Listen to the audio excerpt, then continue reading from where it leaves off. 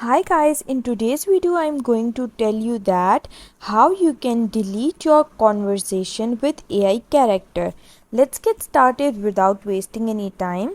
So you can see that this interface is open on my screen. You can access it by clicking the link in my description box. After clicking that link in my description box, you will land over here.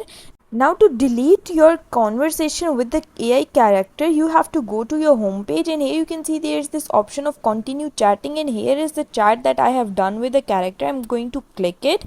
After I click this character, you can see there are these three dots on the top right corner. I'm going to click these, and then I have these three options. I have to choose this remove messages option, and then after that you can see that I can select my messages that I want to delete. If I click any one box, you can see all of these are red, and now if I click remove, all these messages have been removed from my chat. This is an easy way that you can use to delete the conversation with your AI character, and I hope you liked this process and found it easy and understood it very well. If you liked this process and video, please don't forget to like and subscribe my channel. Thank you very much. See you again.